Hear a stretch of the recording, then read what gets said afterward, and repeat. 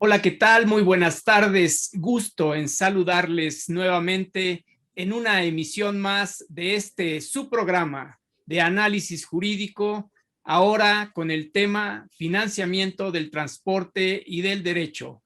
Este programa que presenta la firma legal Valencia del Toro and Professionals.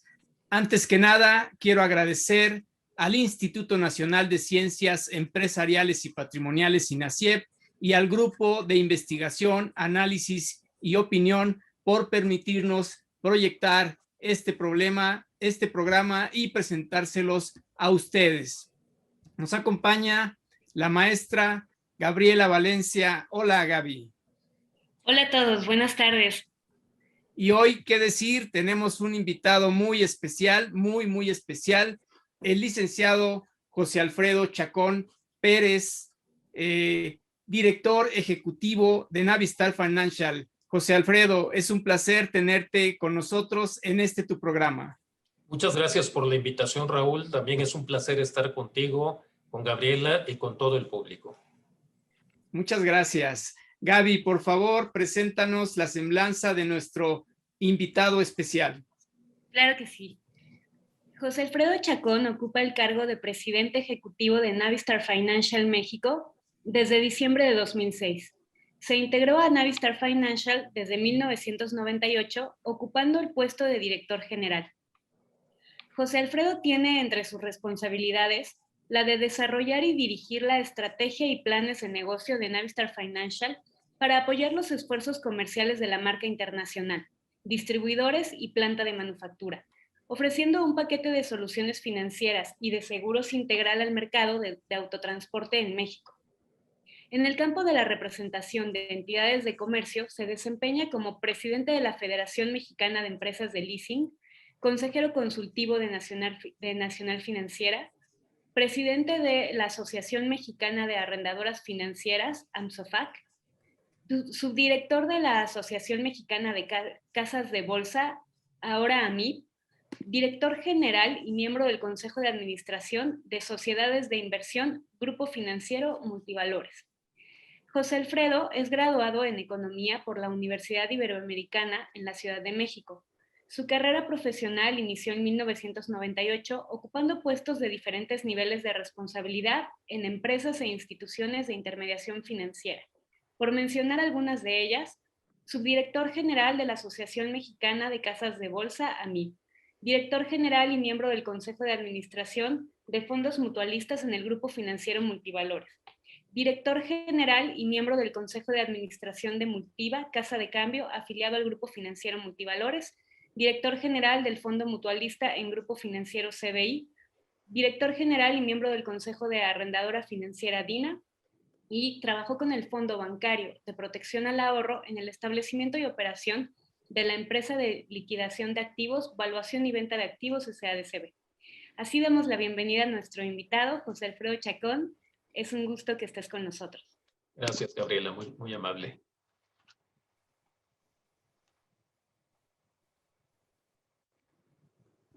Qué currículum tan impresionante, José Alfredo. Muchas gracias por tu generosidad en participar, tu conocimiento con nuestra audiencia. Empezamos con algunas preguntas, José Alfredo. Hablando de datos estadísticos, ¿cómo es la composición de la flota de camiones en nuestro país? Sí, mire, sí, Raúl, para hablar de la flota vehicular, creo que es importante poner en contexto al sector del autotransporte.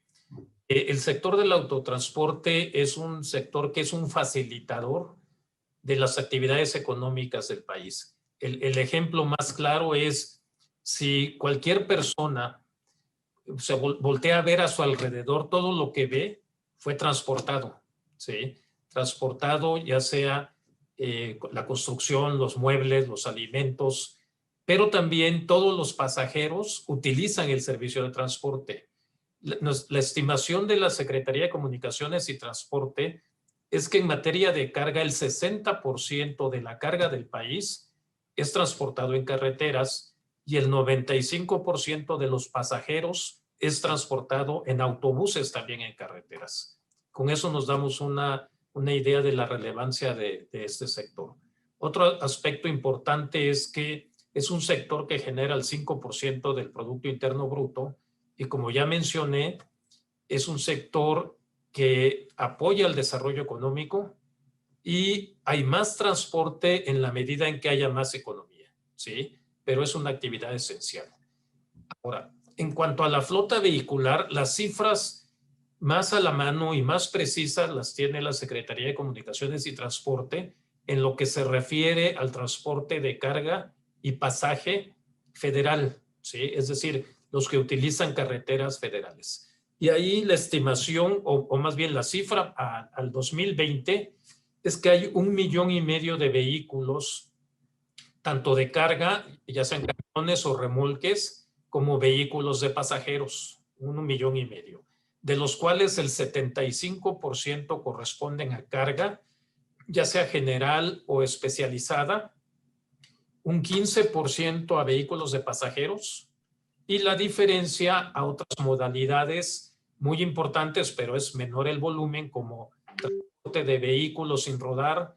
Otro segmento importante es paquetería y mensajería, que está creciendo mucho, grúas, transporte privado y transferencias fronterizas. Entonces, estamos hablando de 1,5 millones de vehículos, pero ahí no acaba esto.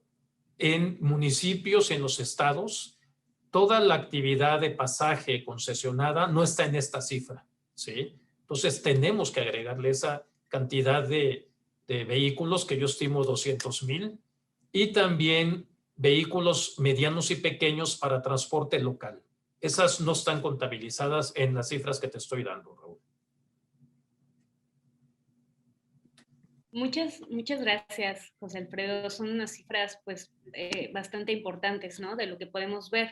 Sí. Y aquí podríamos preguntarnos, de esta flota total de camiones en circulación, ¿qué porcentaje de ellos se encuentra financiado?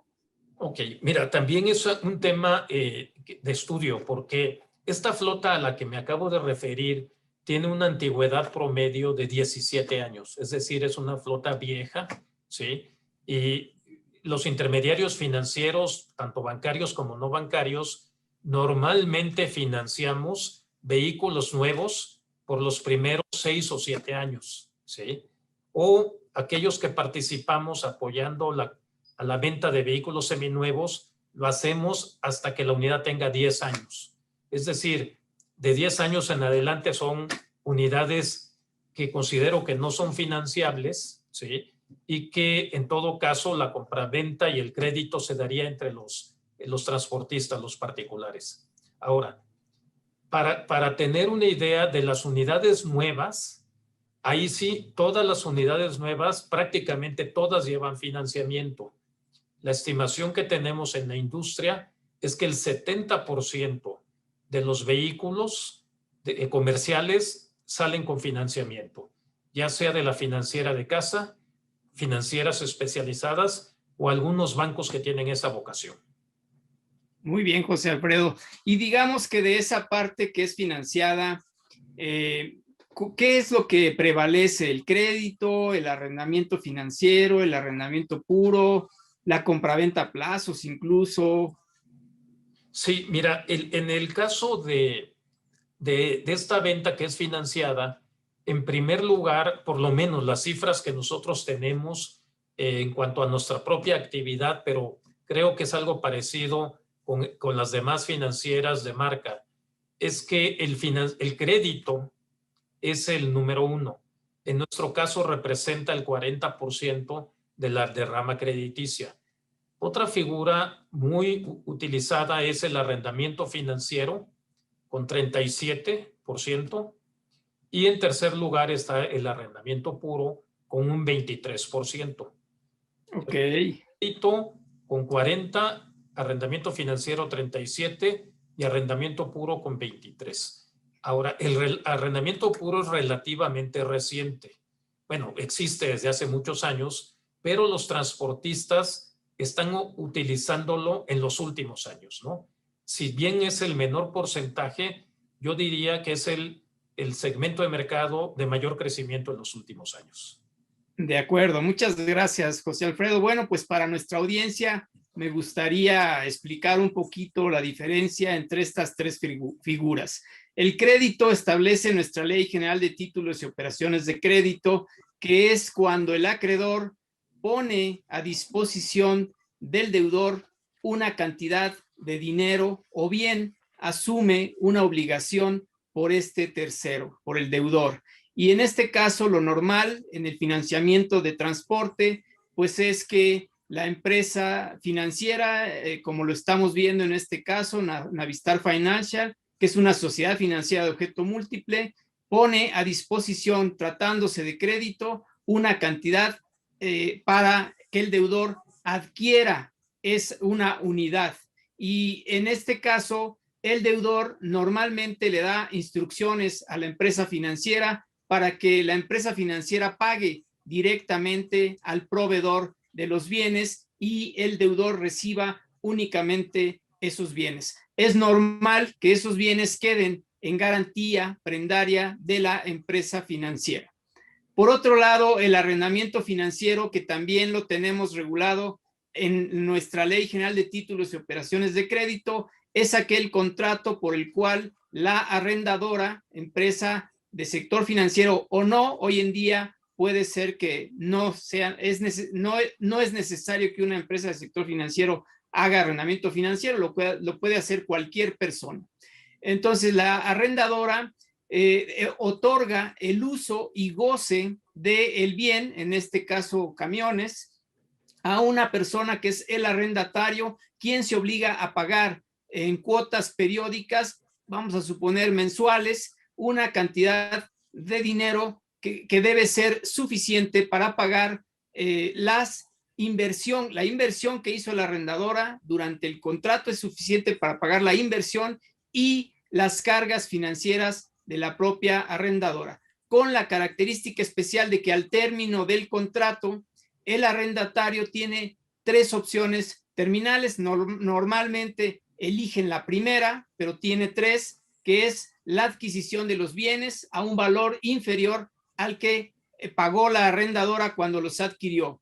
La segunda es la participación con la arrendadora en caso de que se venda a un tercero los bienes y participan de ese precio la arrendadora y el arrendatario. Y la última, que es la posibilidad de que se prorrogue el contrato de arrendamiento con una renta inferior. Esas son las características del contrato de arrendamiento. Y tocando el arrendamiento puro, ese no lo tenemos regulado en la Ley General de Títulos y Operaciones de Crédito. Básicamente encontramos referencias a esta figura en el Código de Comercio, artículo 75, fracción primera, cuando habla del alquiler de bienes muebles con propósito de especulación mercantil, y tenemos una referencia en la Ley General de Organizaciones y Actividades Auxiliares del Crédito que habla de que las sociedades financieras de objeto múltiple, precisamente como una actividad complementaria a su objeto social, pueden hacer el arrendamiento de bienes muebles e inmuebles, que prácticamente ahí ubicamos el arrendamiento puro.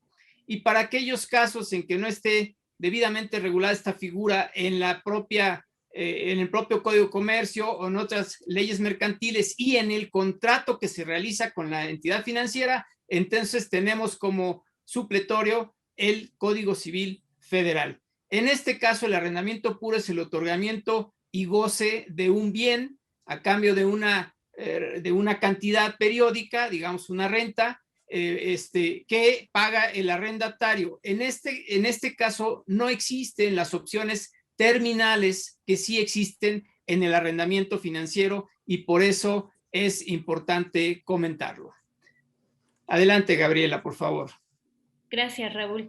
Y parece importante, desde la perspectiva de lo que estamos hablando, los diferentes productos bajo los cuales el sector de autotransporte, bueno, las personas que requieren de camiones, autobuses, etcétera, que requieren de adquirirlos, van a escoger entre alguno de estos productos, ¿no? Crédito, arrendamiento puro, arrendamiento financiero, como decía Raúl, que parece, por la estadística que nos da José Alfredo, que no se usa mucho la compraventa a plazos, pero es importante completar estas ideas que nos comenta Raúl con el tema fiscal.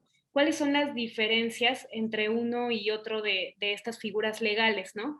Y en primer término, tenemos que el crédito es interesante porque en el crédito el monto financiado para la adquisición del vehículo que se requiera, del camión que se requiera, no tiene efecto fiscal. Lo que conlleva efecto fiscal es la carga financiera de prestar ese dinero. Entonces, de esta manera, el acreditante va a acumular intereses, mientras que el acreditado va a deducir esos intereses. Entonces, porción de capital no tiene mayor efecto fiscal. Lo que tiene efectos fiscales son el tema de la acumulación de intereses y la deducción de los intereses por parte del acreditado. El acreditado adquiere el bien, como dijo Raúl, con este préstamo que le otorgan, y va depreciando poco a poco en el tiempo ese bien. Entonces, eso por el lado del crédito. Luego tenemos el arrendamiento financiero, que fiscalmente es una figura que la ley fiscal hace una ficción y le cambia, o bueno, reconoce los efectos de este arrendamiento de manera que se considera una enajenación, digamos una venta diferida para efectos fiscales, el arrendamiento financiero. Entonces, es importante decir que con este principio, en donde tenemos por un lado una venta financiada, es decir, que conlleva cargas financieras como son los intereses, entonces, para efectos fiscales, ¿qué dice la ley? Bueno, por un lado, el arrendador va a reconocer o acumular las rentas que recibe como si hubiera vendido el bien, y tiene una opción para acumularlas totalmente en el primer año que lleva a cabo la operación, o para irlas acumulando poco a poco conforme las va recibiendo.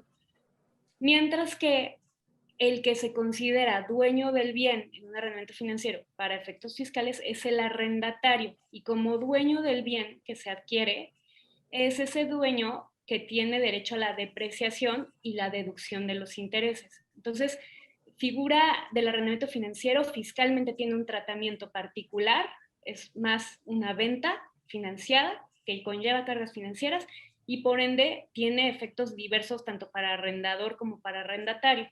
Y finalmente, el arrendamiento puro, que en el arrendamiento puro tenemos, se considera igual que para efectos legales, es el uso o goce temporal de un bien, y por lo tanto el efecto fiscal que tengo es que el arrendador va acumulando las rentas conforme se van haciendo exigibles conforme al contrato, y por otro lado el arrendatario deduce el total de esa renta. Entonces, digamos, el monto financiado pues tiene efecto total de acumulación en el arrendador, y por otro lado efecto de deducción como renta en el arrendatario. Y bueno, en un arrendamiento puro normalmente el que es el dueño del bien pues es el arrendador, y este tiene su derecho a la depreciación.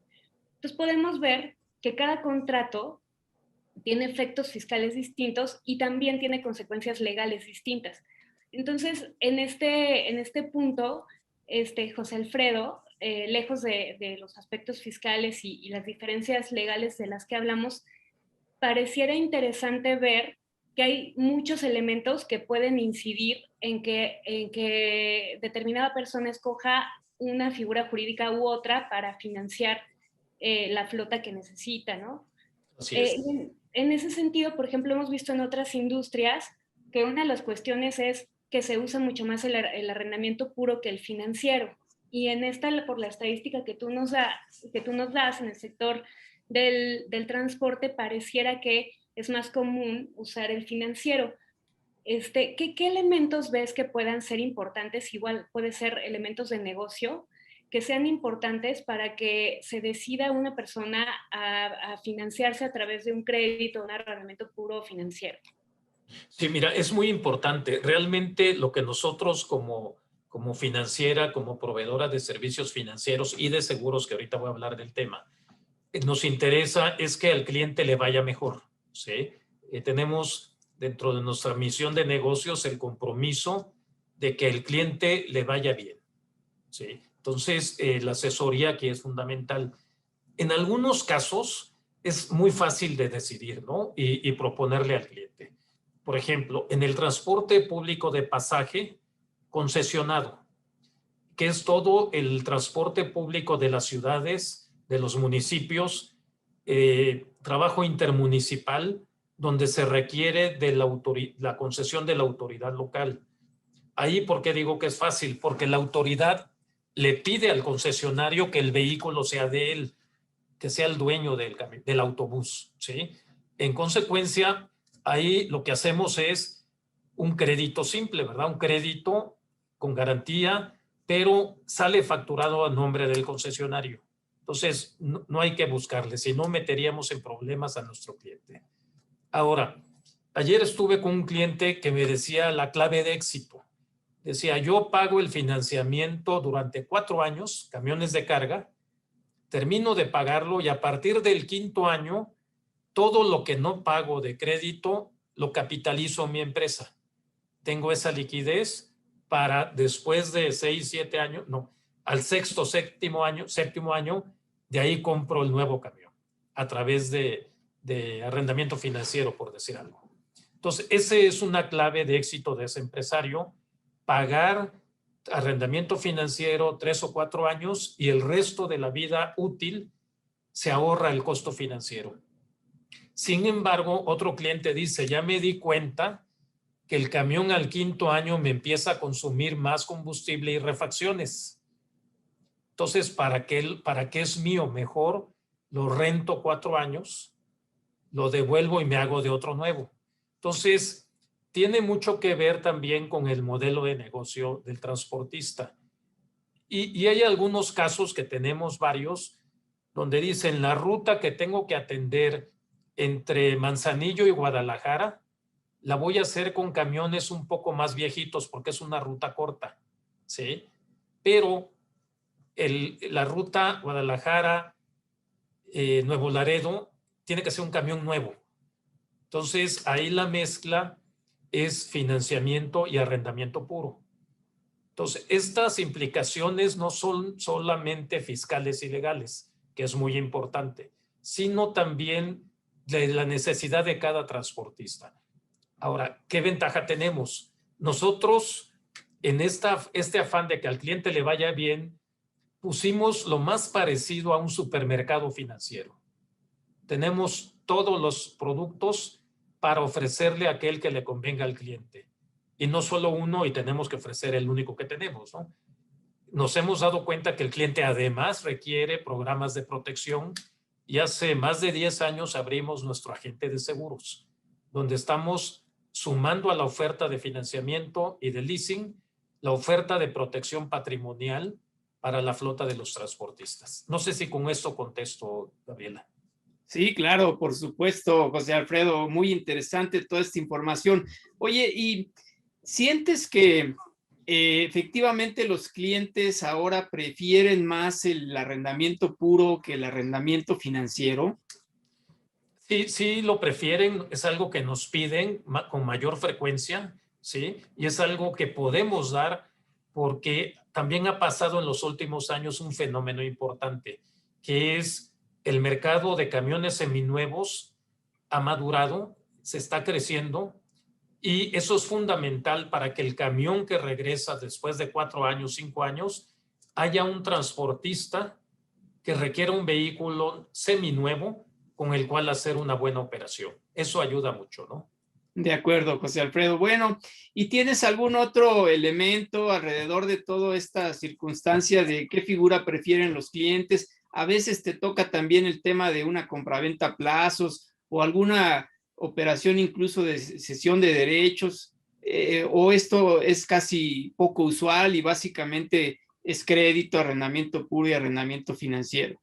Fíjate que era poco usual, sin embargo, la combinación de crisis, por un lado, el resurgimiento del mercado de vehículos seminuevos nos está haciendo pensar en la adopción de nuevos esquemas, ¿sí? Por ejemplo, cuando uno se compromete con el éxito del transportista, se compromete en las buenas y en las malas. Cuando un transportista pierde contratos, no tiene trabajo para toda su flota, entramos en una negociación de negocios, de ganar-ganar. ¿Y qué le recomendamos a ese transportista? Que encuentre en su comunidad, entre sus amigos, entre sus colegas, a quien cederle el contrato que está a favor suyo. De acuerdo. Alguien que tenga trabajo, ¿sí? Y nosotros acompañamos esa operación para hacer la cesión de los derechos de un cliente hacia otro cliente. Ese es un ejemplo, ¿sí? En el mercado de ventas a plazo no hemos incursionado, pero estamos explorando utilizarlo para la venta de camiones seminuevos, ¿sí? Aquí no nos piden financiamiento por 3, 4, 5 años, sino el cliente dice, oye, lo pago en 3 o 4 meses, ¿sí? Y que pudiera ser la figura idónea para poder entrar a ese mercado. Muy bien, José Alfredo, muchas gracias. No nos asusta teniendo un buen asesor legal, no nos asusta entrar en nuevos esquemas en tanto le convengan a nuestra clientela. Muy bien, adelante Gaby, por favor. Gracias, Raúl. Y bueno, aquí entramos a un tema importante que es el hombre camión. Y sabemos que a través de los años la Secretaría de Comunicaciones y Transportes, INAFIN, y bueno, inclusive algunos gobiernos locales han implementado programas que tienen como objetivo precisamente a estos hombres camión. Sí. Entonces, ¿nos podrías platicar qué es un hombre camión? ¿Cuál es la problemática en términos de financiamiento que ellos enfrentan y en qué pudieran consistir estos programas de beneficio para ellos? Sí, mira, es un tema muy importante el del hombre camión, que realmente es una descripción que ya no se ajusta a la realidad. O sea, el hombre camión que uno conoce de las películas es el que se compra su camión, se sube al camión y él da el servicio, ¿no? Realmente esa es la denominación, pero estamos hablando de empresas del transporte que tienen hasta 5 unidades, o sea, de 1 a 5 unidades. Después vienen empresarios pequeños, medianos y grandes transportistas. Ahora, este hombre camión o esta empresa de 5 unidades puede ser que el fundador sí haya empezado con un camión, pero al día de hoy para sus 3 o 4 unidades, ¿sí?, igual emplea a familiares o amigos o a conocidos, ¿verdad? Pero la familia sigue siendo importante en el manejo del negocio. Muy relevante porque la mitad de las empresas de transporte de carga del país son de personas físicas, ¿sí? Es decir, de las 185,000 empresas de transporte, el 50% son personas físicas y 50% personas morales. Ese es el primer punto. Pero del 100% de todo de esto que acabo de mencionar, el 80% de las empresas y personas físicas tienen 5 unidades o menos, el 80%. Y de ahí vienen empresas pequeñas, medianas y grandes, ¿sí? Entonces, para que este 80% de negocios tendrán alrededor del 24% de la flota total, o sea, es poco, ¿no? Entonces, necesitamos apoyarlos a que den servicio en su comunidad, ¿sí? Déjenme decirles que así como decía que el transporte es fundamental para la economía, también el transporte es un espejo de la economía, ¿sí? Una empresa muy grande con un camión del modelo 2021, el tractocamión cuesta 2 millones y pico de pesos más el remolque.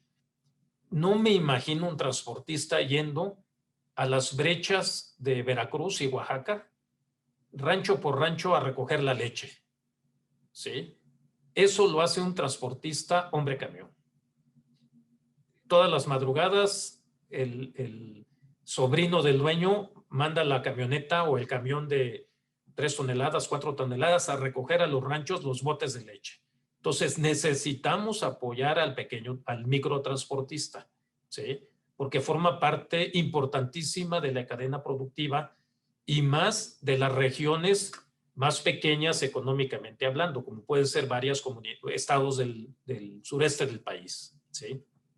Entonces, estas empresas, 1, necesitan acceso a financiamiento, 2, acceso a tecnología, necesitan asesoría financiera y algo muy importante, a un mercado de vehículos seminuevos, porque va a estar difícil que puedan gastar o invertir $1 millón de pesos, $2 millones de pesos en su unidad. Entonces, necesitamos que el mercado de seminuevos en buenas condiciones esté a su alcance con todo esto, ¿no? Ahora, con Nacional Financiera tenemos programas para financiar al microtransportista u hombre camión. Y son programas donde pedimos menos requisitos de crédito, ¿sí? Claro, platicamos con el cliente, sabemos que tiene un servicio bien establecido, que es un cliente que cumple sus compromisos y les damos financiamiento. Quisiéramos que esto creciera mucho más, ¿no? Lo estamos haciendo, está creciendo, pero lo tiene que hacer mucha gente, muchas financieras, muchos bancos, para realmente hacer huella en este mercado, que, como decía, tiene una antigüedad promedio de 17 años. Yo no sé, pero me imagino que hace 17 años todavía había muchas televisiones blanco y negro, ¿no? Es como manejar una parte de la economía a blanco y negro. Necesitamos ayudar a que esto cambie. Ok, perfecto. Yo creo que está muy clara la información que nos das en relación a este hombre camión, porque pues mucha gente desconoce, ¿no?, la importancia de estas personas. Ahora bien, a mí se me hace importante comentar que anteriormente, o sea, en años previos, existía desde la perspectiva fiscal, existía un decreto que se llamaba el decreto por el que se fomenta la renovación del parque vehicular de autotransporte, ya que nos comentas que, por ejemplo, esta es una industria, nos decías, de 17 años, ¿no?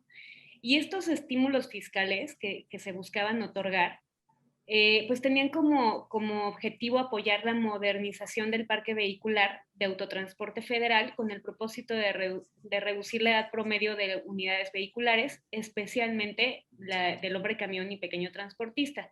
Y según los fines de ese programa, a través de la circulación de unidades vehiculares más modernas, se lograban cuestiones como aumentar la seguridad vial, disminuir tasas de siniestralidad, reducir emisiones de gases de efecto invernadero, y se podía provocar un impacto directo en costos operativos por traslados que incrementaran la competitividad y productividad de actividades económicas.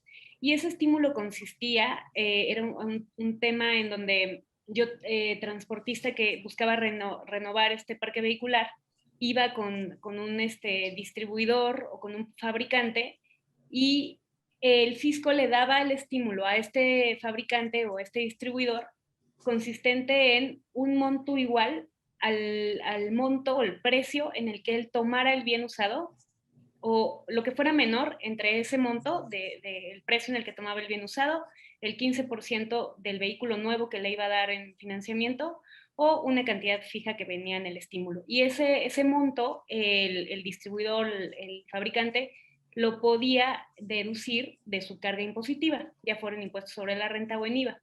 Y este fue un decreto que estuvo vigente hasta 2017. Y de 2017 en adelante, nunca más, bueno, digamos 2018 en adelante, nunca más volvimos a tener un decreto así. Llama la atención que el hecho de que falten estímulos fiscales al respecto, que ya no tengamos este tipo de apoyos para estos hombres camión, puede implicar que efectivamente, como tú dices, aumente el número de años que ellos tienen estos camiones en circulación. Y entre muchos de los problemas que eso puede derivar es, por ejemplo, el tema ambiental, ¿no? Si yo desincentivo o como Estado no otorgo efectos fiscales, beneficios fiscales para incentivar que se cambie el parque vehicular, bueno, todo queda en el sector privado, ¿no? Como tú dices, o están un poco ellos solos, el Estado no da un apoyo. Y al estar solos tenemos este tema, sobre todo en materia ambiental. Entonces, a ese respecto, yo te quería preguntar si tú ves una afectación importante o la vieron en los años subsecuentes a 2018, en tanto que ya no existía este tipo de apoyos del gobierno. Sí, mira, yo creo que cuando tenemos ya una problemática de que el 80% de los transportistas son hombres camión, que la flota vehicular tiene una antigüedad de 17 años o más. Por otro lado, ya también decía que la mitad son personas físicas, que es conveniente que cambien el régimen de persona moral. O sea, hay algunos temas estructurales que deben cambiar, ¿no? Y yo creo que las organizaciones de transportistas están haciendo un buen trabajo en llevar a que ese mercado se profesionalice. y se ha profesionalizado con el tiempo, pero el rezago es tal que necesita un empujoncito, ¿no? Yo creo que programas tipo chatarrización, no sé si recuerdas, Gabriela, que durante un periodo hubo una depreciación acelerada. Sí, exacto. Comprabas el camión y no te lo llevabas a 5 años, sino lo podías una gran parte amortizar en el mismo año, ¿no? Eso también es un incentivo. Yo creo que estos programas deben estar en la agenda de trabajo de las asociaciones para presentarlas al gobierno y mostrar las ventajas sobre la economía, que es mayor eficiencia, la rentabilidad del pequeño transportista, porque a veces no sabe si ganó o perdió. Le tuvo que meter tanta reparación a su vehículo viejo que salen en punto de equilibrio, ¿verdad? Eso, pero es importante que los negocios florezcan, ¿no? Para que se haga economía. Todo eso es muy importante que siga avanzando.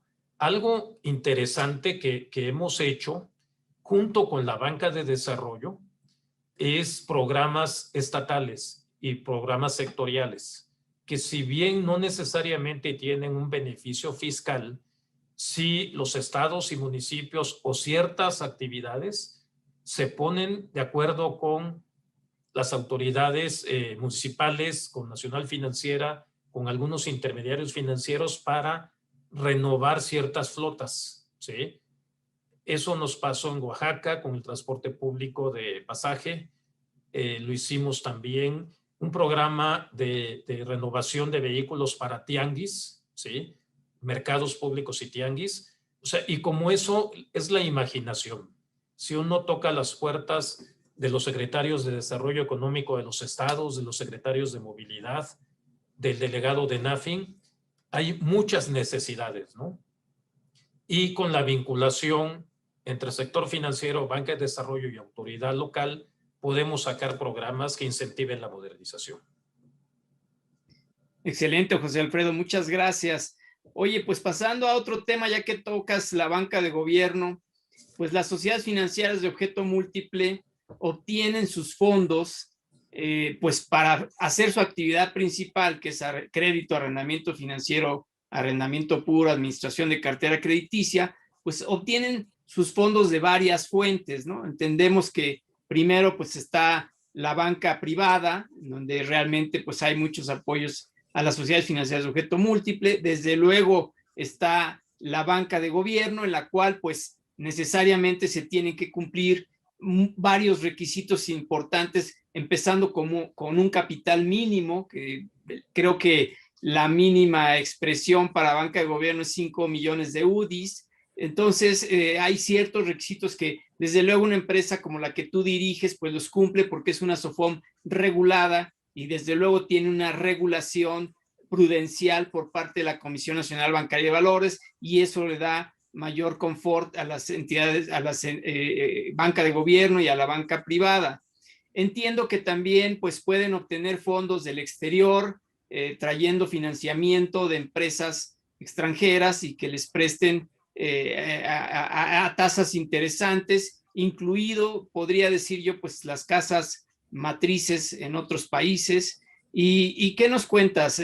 La empresa que diriges, ¿cómo obtiene su financiamiento para después voltearse y prestarlo a los arrendatarios o a los deudores? Sí, mira, Raúl, es interesante esa pregunta y también responde a un planteamiento estratégico que nos hicimos desde hace más de 20 años, ¿sí? Así como decíamos que teníamos el compromiso que al transportista le vaya bien y vamos a hacer lo necesario, también tenemos un compromiso de mantener la continuidad del negocio, ¿sí? ¿Y qué significa esto? Necesitamos levantar capital para podérselo prestar al transportista. Entonces, la estrategia es básica, si no es de libro de texto, sino más básico que eso, es no poner los huevos en una canasta, sino ponerla en 3. Uno es la banca comercial, los mercados de valores o mercados públicos y las bancas de desarrollo, ¿sí?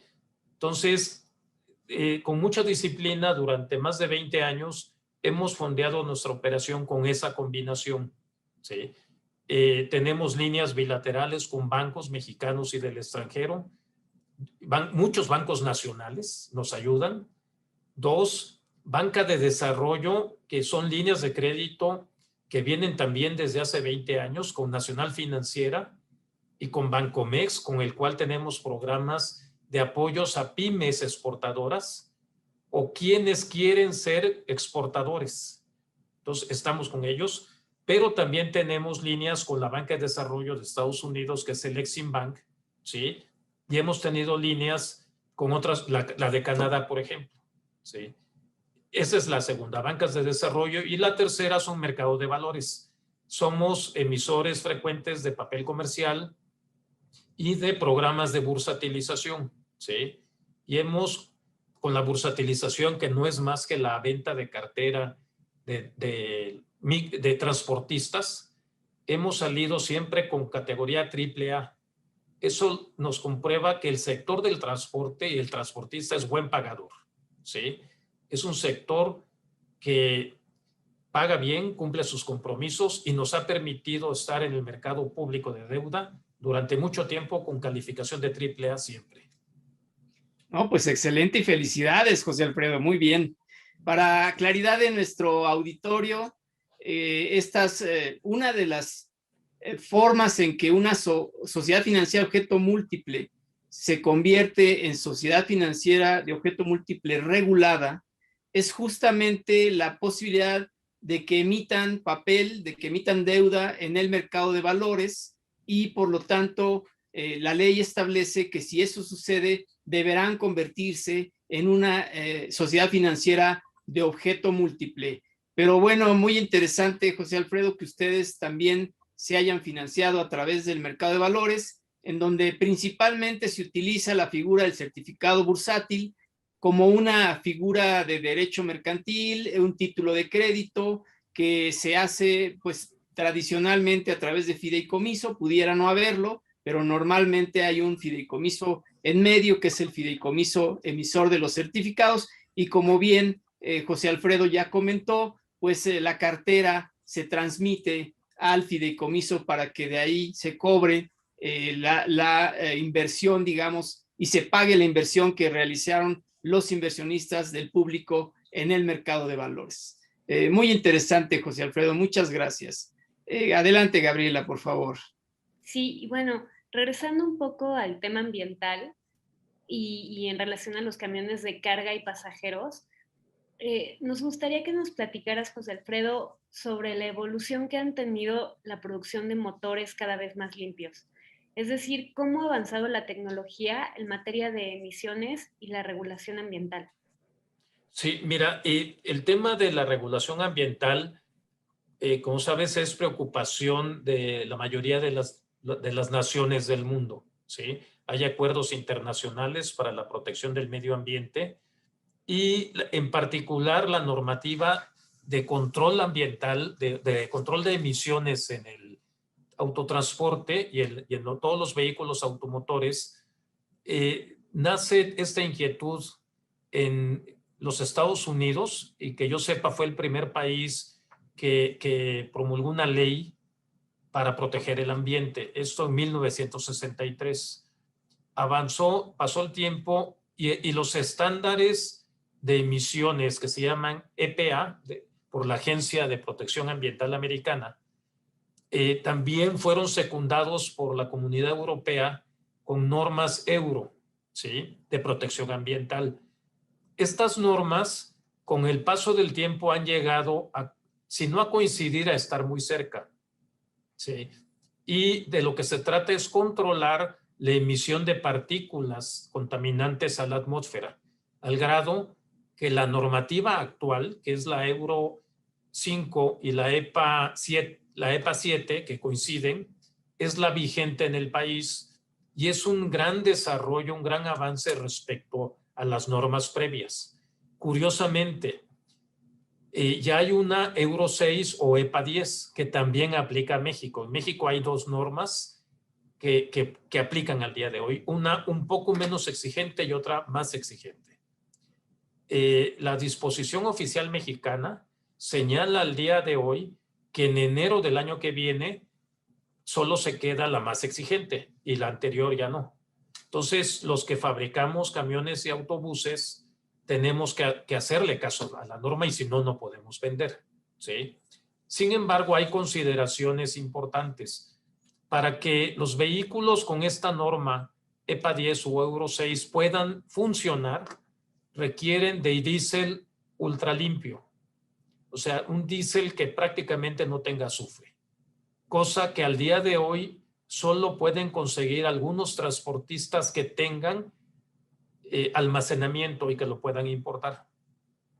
¿Sí? Entonces, al día de hoy, pues no se puede, o pensamos que no se puede avanzar en la aplicación de la norma, porque hay un impedimento muy claro que el combustible es escaso. ¿Sí? Habría que esperar de aquí a enero si esto va a cambiar. Y si cambia, bueno, ya no habría esa restricción. ¿Sí? Obvio, hay otras como que la tecnología es más cara. ¿Sí? No todos los transportistas pueden almacenar su propio diésel en sus instalaciones. Por eso digo que es necesario el combustible. La buena noticia es que es cosa de tiempo. O sea, tarde que temprano tenemos que avanzar, ¿no? Cuando se resuelvan estos temas estructurales y que además la pandemia se nos vino encima y pues eso no permitió avanzar rápidamente en esto. Pero al mismo tiempo, la tecnología en materia de vehículos eléctricos o híbridos también está avanzando, ¿sí? Nuevamente hay otros dilemas como la infraestructura para ponerle luz o electricidad a los vehículos. Bueno, hay que hacer inversiones, ¿sí? ¿Cómo se va a generar la electricidad? Si es con combustibles fósiles, solar, etcétera. O sea, el avance tecnológico es tanto que abre nuevas interrogantes, ¿sí? Que no todas se han resuelto, pero para cualquiera de estas se requiere mucha inversión. De acuerdo, José Alfredo, muchas gracias. Oye, cuando hablabas de la norma mexicana, ¿te referías a la norma oficial mexicana 044 emitida por la Semarnat en 2017?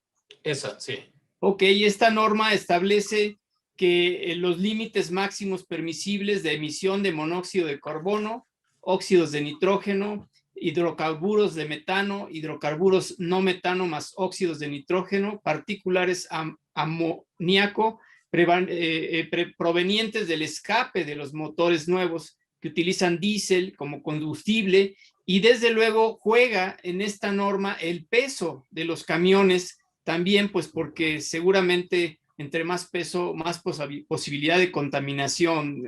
¿Correcto, José Alfredo? Así es, así es. Muy bien, excelente, José Alfredo.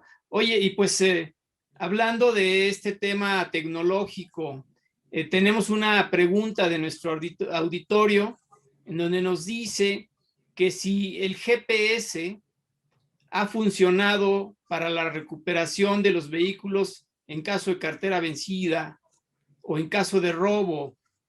¿Cómo ves esta parte tecnológica aplicada a los vehículos? Bueno, es muy interesante. El GPS ha evolucionado. O sea, creo que se le dice GPS a todo un sistema de telemetría, ¿sí? El GPS nada más es como que la antena, ¿no? Pero la evolución alrededor del GPS es que hay sistemas de telemetría y nosotros tenemos los que consideramos es uno de los más avanzados del mundo, que han ayudado a los transportistas a tener camiones inteligentes, ¿sí? ¿Qué es esto?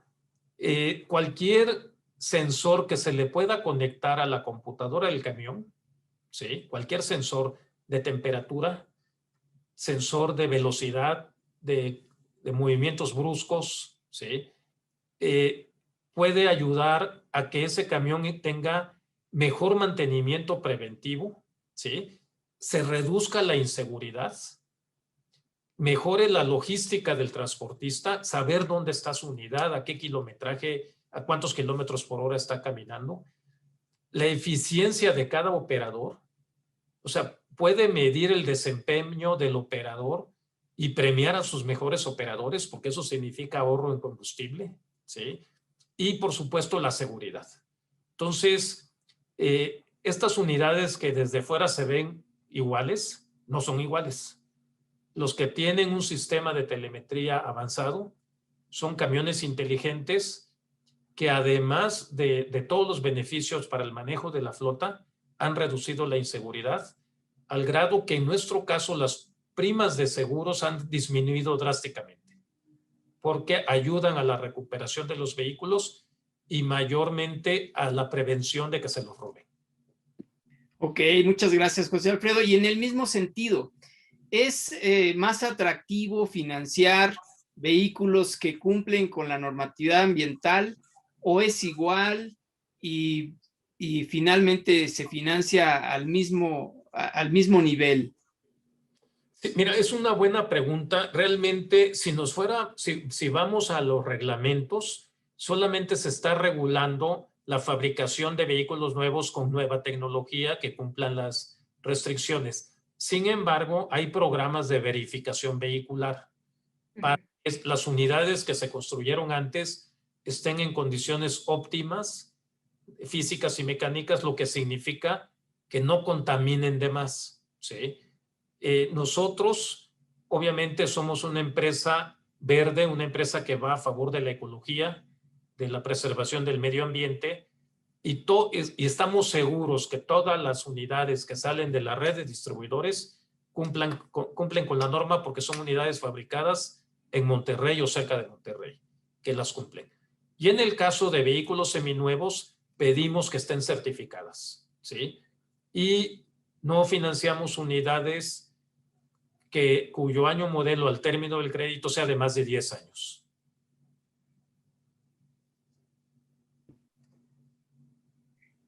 Y, por ejemplo, José Alfredo, esto ya nos platicabas que es un camión inteligente, ¿no?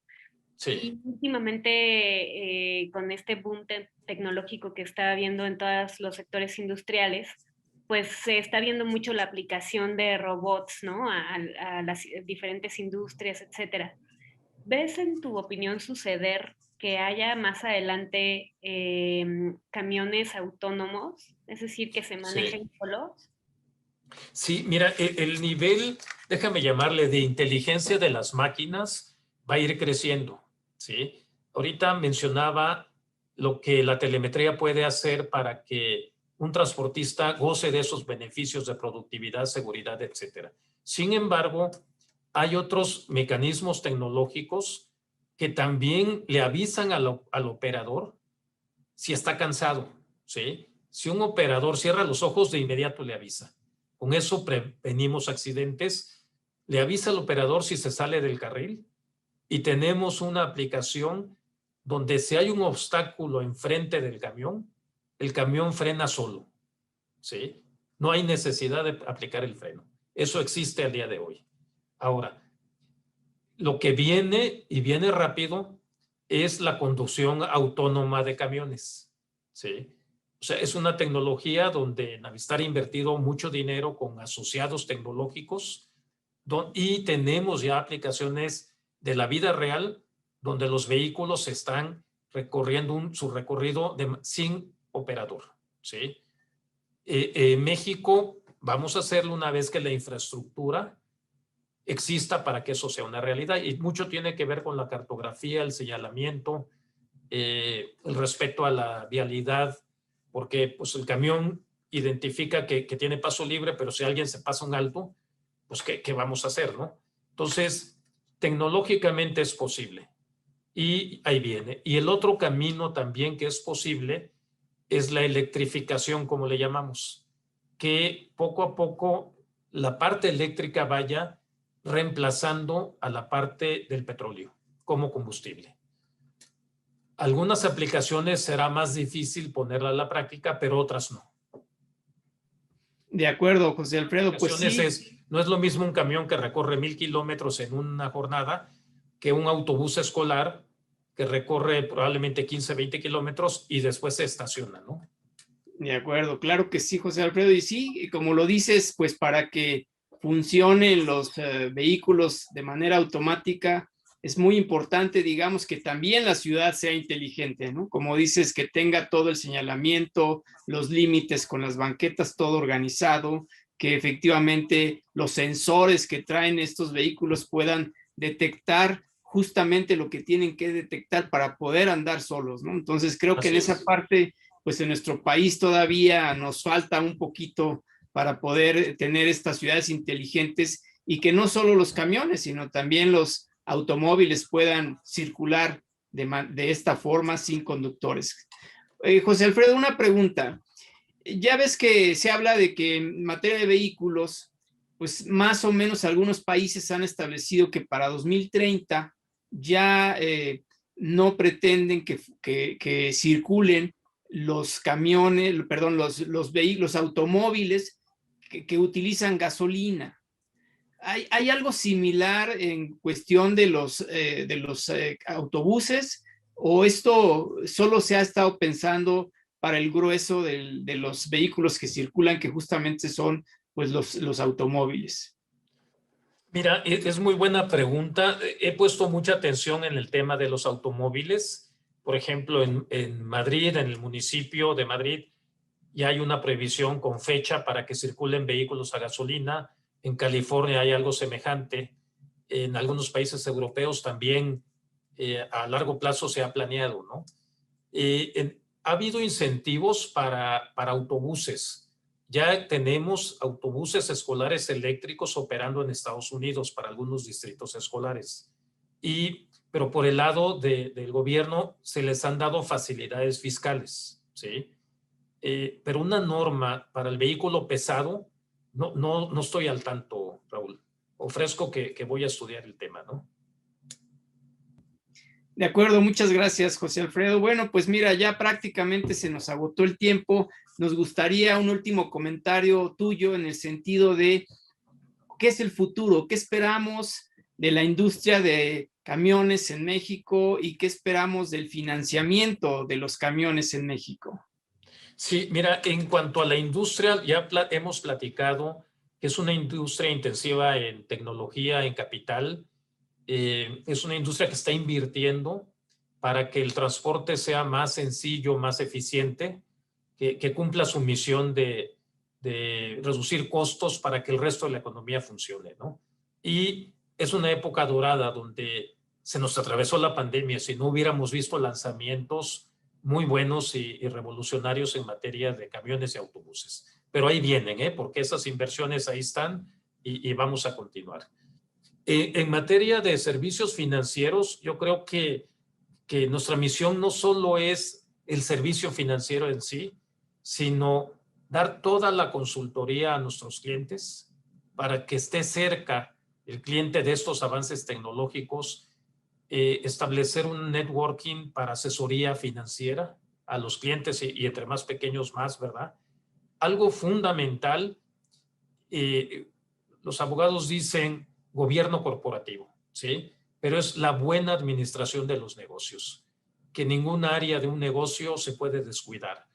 Si eres muy bueno transportando, qué bueno, pero tienes que ser muy bueno con tu talento, con tu recurso humano. Tienes que ser muy bueno con tus acreedores, pagar a tiempo. Tienes que ser bueno con la comunidad, ¿sí? O sea, es una visión de 360 grados para que los negocios puedan florecer.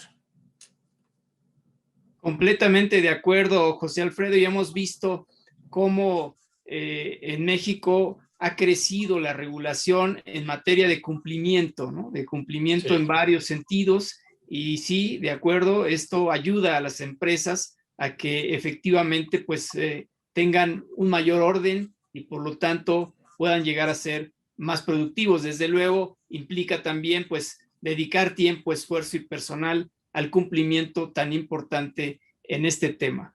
José Alfredo, muchísimas gracias por haber estado con nosotros. Esta es tu casa. Cuando quieras compartir más información con nuestro auditorio, serás muy bienvenido.